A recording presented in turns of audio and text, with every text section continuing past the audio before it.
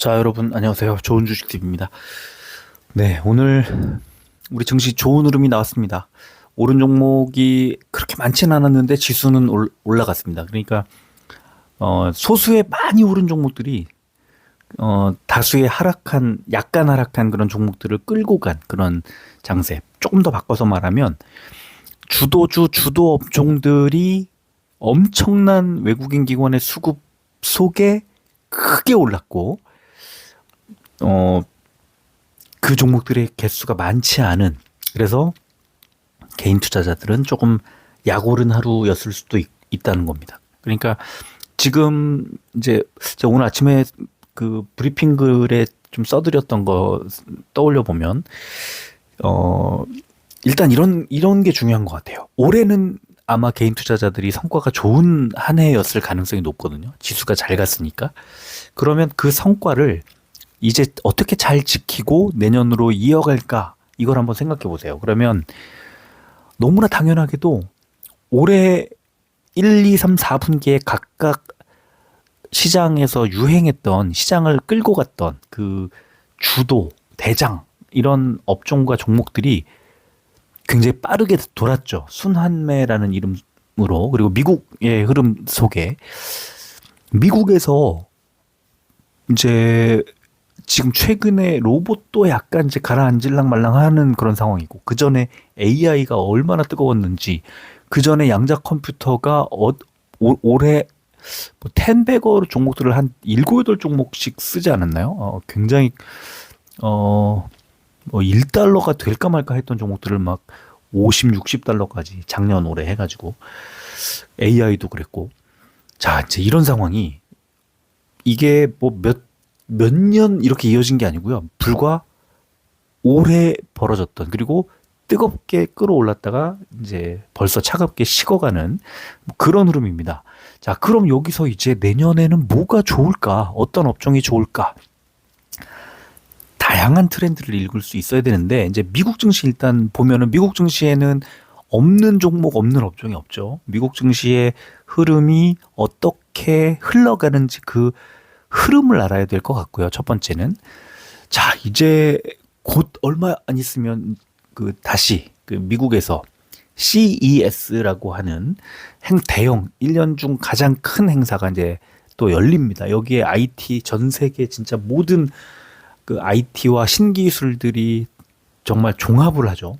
제가 우리 회원님들한테는 그 CES를 홈페이지도 그렇고요. 그다음에 그 해의 CES에서 다뤄지는 주제들, 이런 것들을 정리한 그런 신문 기사나 책을 꼭 보시라고 그러는데, 나중에 그 CES가 끝나고 나서 바로 잊어버리지 않도록 또 한경 무크라는 데에서 또 책이 나와요. 그래서 그 책을 또 주문해서 저는 지금 한 5년치 정도 가지고 있는데,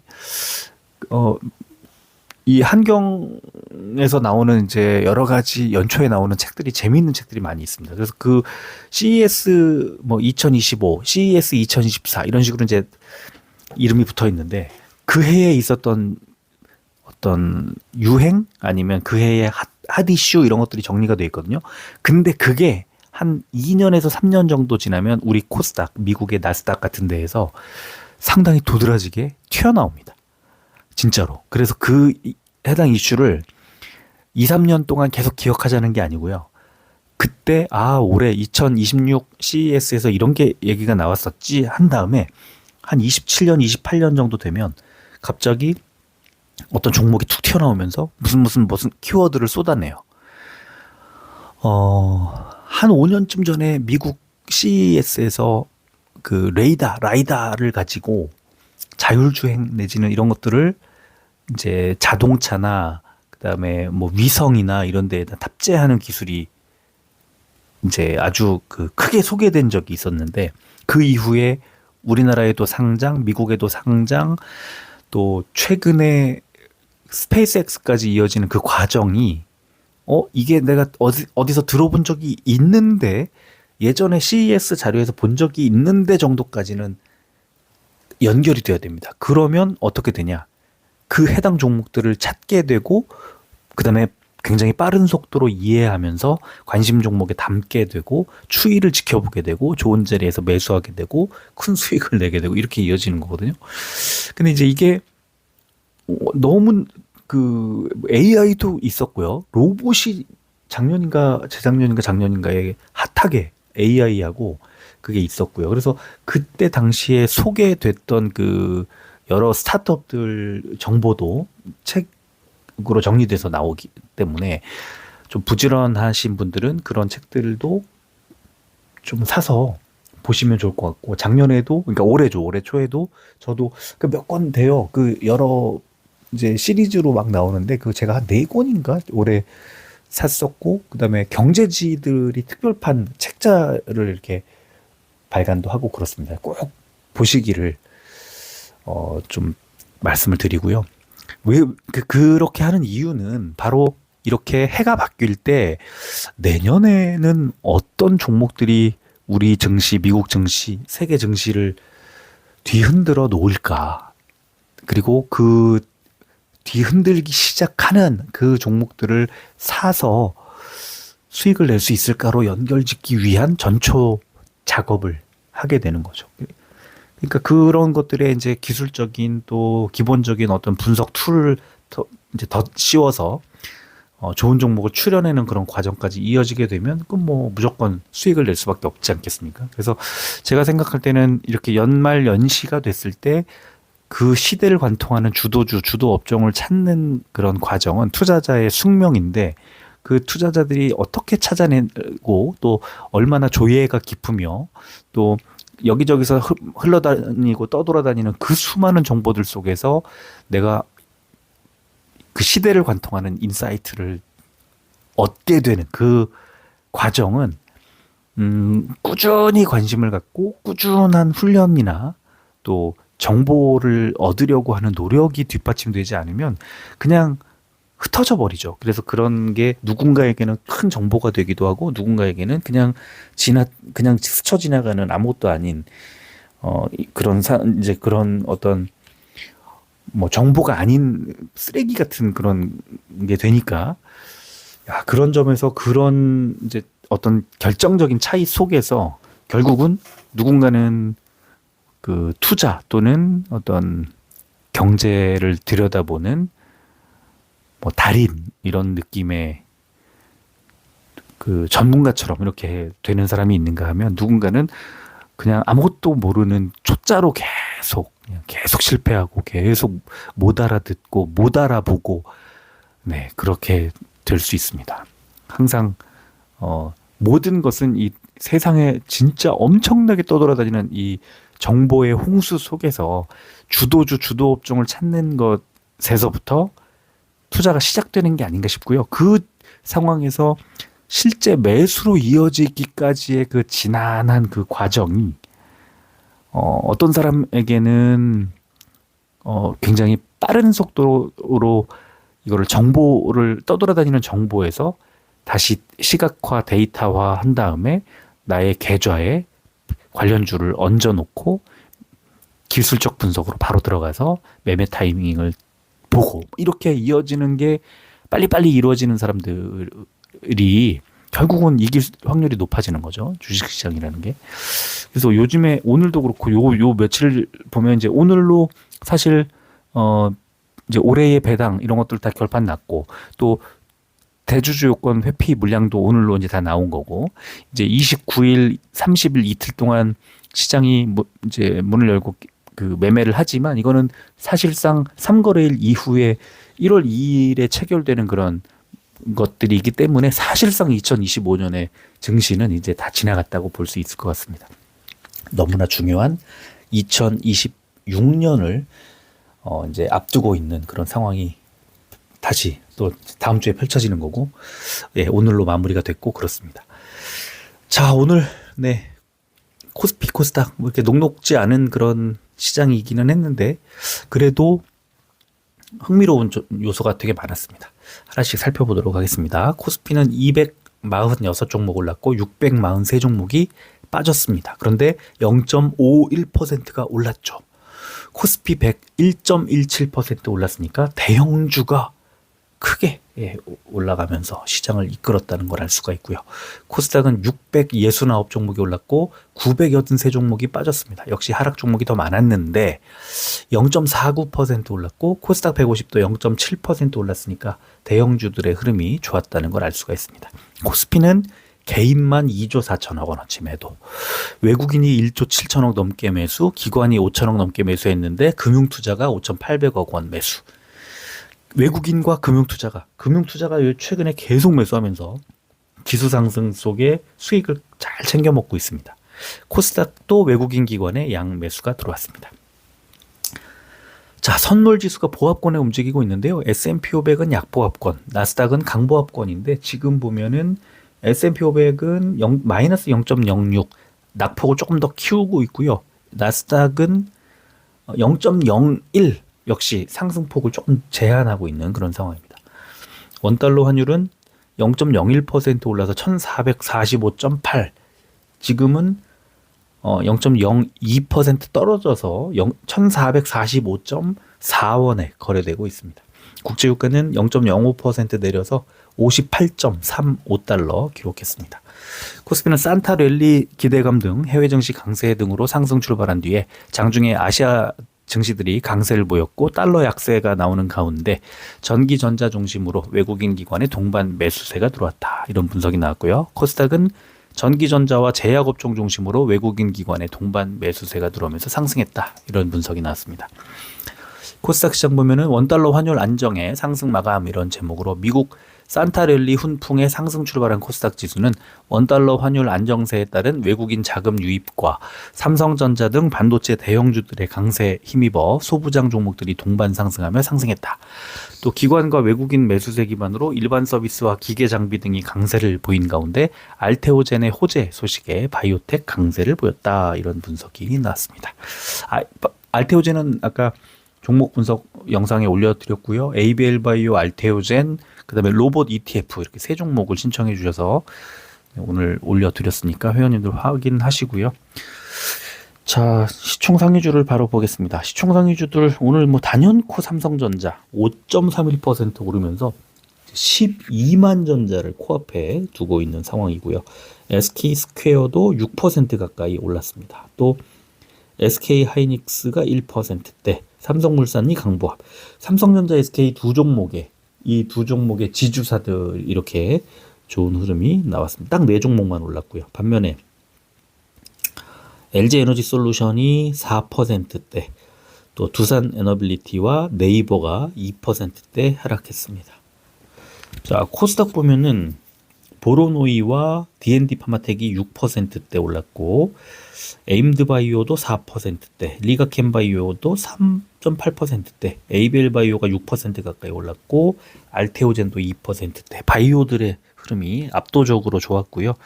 반면에 파마리서치는 4%대 하락, 또 에코프로비엠이 3%대 하락했습니다. 업종 보겠습니다. 코스피는 전기전자 업종이 제일 강했는데 성문전자 우선주가 9%대, MC넥스, THN, 코리아 서키트까지가 7%대, 아남전자 6%대, 삼성전자 5%대, 이런 식으로 좋은 흐름 나왔고요. 오락문화가 가장 많이 빠졌는데 GKL이 3%대, 하이브와 아센디오가 2%대 하락했습니다. 코스닥은 일반 서비스가 제일 좋았는데요. 온코닉 테라퓨틱스가 15%대, 사이토젠 11%대, DXVX가 10%대, 이뮤논시아가 9%대, 이런 식으로 좋은 흐름 나왔고요. 반면에 섬유 의류 업종이 원래는 오락문화가 가장 안 좋았는데 섬유 의류가 막판에 좀 많이 빠졌습니다. 공구먼이 11%대 하락, 또 좋은 사람들과 원풍물산이 3%대 하락했습니다.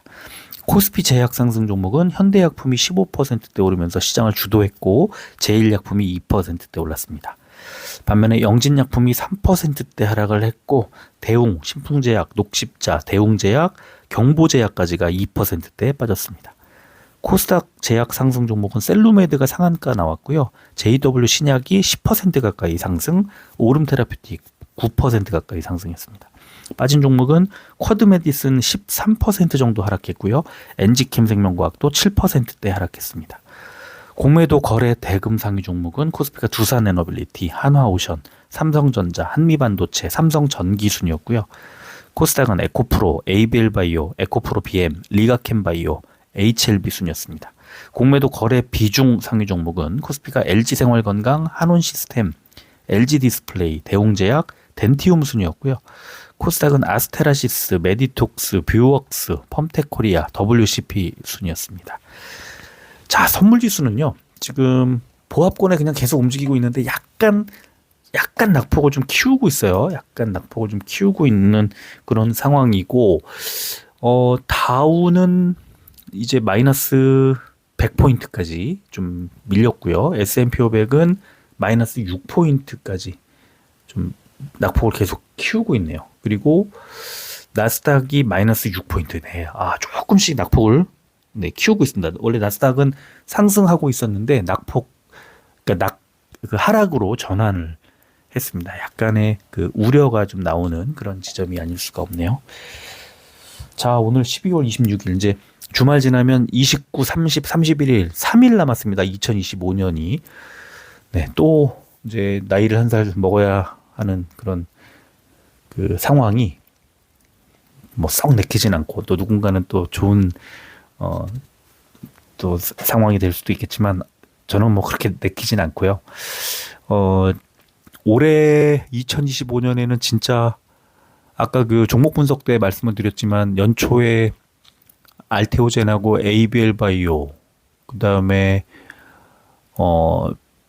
늦봄부터 해서 이제 양자 컴퓨터, 그 다음에 AI, 그리고 마지막 4분기에 뭐 3, 4분기 정도 되겠지만 로봇 관련주들로 지금 올해 상당히 그 성과가 컸습니다. 그래서 제가 오늘 아침부터 또 지금 종목 분석할 때도 그랬고 지금도 그렇고 최근에 계속 한 1, 2주, 한 2주일 정도 제가 계속 생각하고 고민하고 있는 거는 성과가 있을 때 이거를 잘 지키고 이제 내년에 어떻게 이거를 이어갈까, 너무 욕심을 내지 말고 잘 지키는 그런 시장 분위기, 그러니까 시장 분위기에 잘 순응해서 잘 지키는 그런 투자가 되면 좋겠다, 이런 생각도 많이 하고요. 네. 하여튼 여러 가지 생각들을 많이 이제 좀 하게 됐습니다. 뭐 드라마 김 부장 이야기인가요? 예, 그것도 최근에 저는 뭐 본방 할 때는 못 봤는데 최근에 이제 다시 이제 이렇게 크리스마스 이용하고 이렇게 해가지고 좀 몰아서 봤는데 여러 가지 교훈이 많이 있잖아요. 이제 퇴직금 손대지 말고 뭐 등등. 제가 이제 저를 찾아오시는 분들, 회원님들한테 가장 강하게 말씀드리는 것들 중에 뭐 여러 가지가 있습니다만, 그리고 가장 먼저 여쭙는 것도 이게 퇴직금이나 은퇴 자금인지를 이제 여쭤봅니다. 왜냐하면 안정적으로 투자를 해야 되기 때문에, 안정적으로 투자를 하는 것은 사실은 아까 이제 오늘 방송에서 말씀드렸던 것처럼 그 정보력의 차이와 직결되거든요. 금리 흐름, 그 다음에 환율, 그 다음에 시장 분위기를 뭐 미국 증시도 그렇고요. 뭐 금리 결정에 관한 전망, 뭐 이런 것들이 골고루 버무려지지 않으면 그냥 한 종목만 들여다보게 되고 그냥 계속 하루 종일 운명에 맡기는 그런 투자가 되면 안 되거든요. 그래서 저는 그런 게 가장 경계해야 된다. 그런 거를. 네. 내가 좀 공격적으로 투자해야 될 때, 올해 같은 때에는 공격적으로 투자를 하는 겁니다. 그래서 성과를 내야죠. 그리고 이제 제가 자주 말씀드리지만 내년에 여러분들이 생각하고 최근에 어디 뭐 기사가 나오거나 아니면 전문가들이 말하는 것처럼 그렇게 아주 장밋빛이 펼쳐지진 않을 거라고 저는 계속 생각하고 있는데요. 좀 조심스럽게 투자를 해야 됩니다. 이제 그러기 위해서는 그 주식 쪽에 좀 집중돼 있던 뭐 어떤 포트폴리오도 좀 분산을 할 필요가 있어요. 다른 쪽으로. 최근에 금, 은 올라가는 거 보면 시사하는 게 되게 많고요. 코인이 좀 많이 빠졌다가 지금 조금 올라가는 것 같더니 어떻게 되는지 모르겠지만 어, 코인, 금, 은을 비롯해서 막 코인을 뭐 이렇게 사는 거는 좀 지금은 권하고 싶진 않지만 또 금, 은, 그러니까 원자재들 그리고 또 일단은 우리나라보다는 뭐 미국이 올해는 우리나라가 좋았습니다. 제가 그 올해 작년에 이맘때쯤에 올해 미국장보다 우리나라가 더 나을 수 있다고 말씀을 드렸던 거랑 약간 이제 좀 다른 어떤 이제 생각입니다. 지금은 우리나라보다는 미국이 더 안정적일 가능성이 있어요. 내년에는.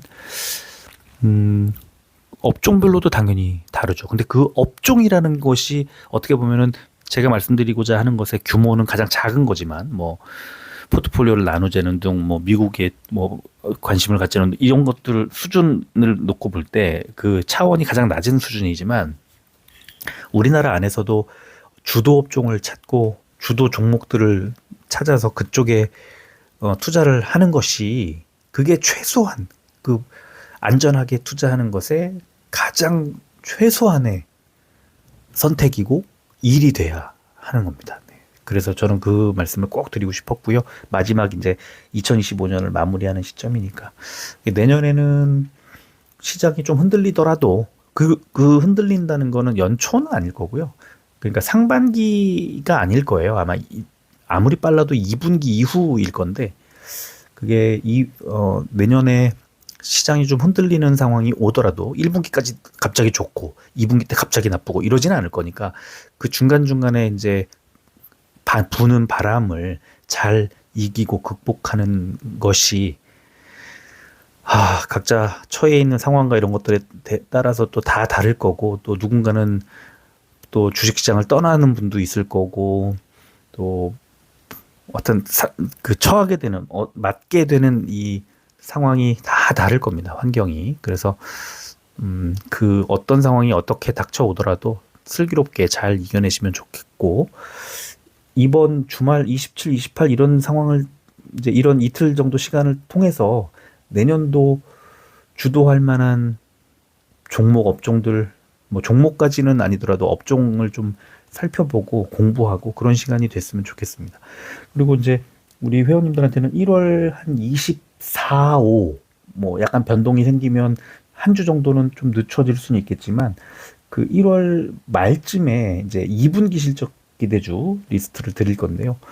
그런 이제 다음 분기 실적 기대주들을 우리가 알고 있으면 투자할 때 굉장히 유리하죠. 여러 가지 측면에서. 그래서 그런 것들이 뭐 제가 하는 것은 그 다음 분기에 실적 기대주 영업이익이 크게 올라갈 종목들을 추려가지고 이 안에서 이런 업종들이 많이 대거 보이는 걸 봐서는 이런 종목들이 주도하겠구나 이런 걸 판단하는 자료로 활용하거든요. 여러 가지 방법들 중에 하나인 건데 실적은 너무나 중요한 요소가 되죠. 주가를 결정하고 방향을 설정하는.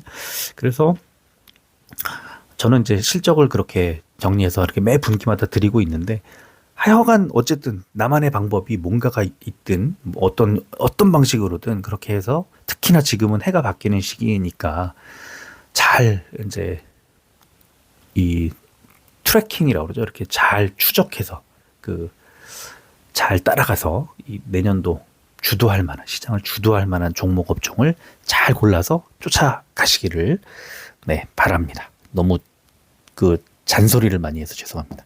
자, 오늘은 여기까지 하고 마무리를 하겠습니다. 끝까지 들어주셔서 고맙습니다.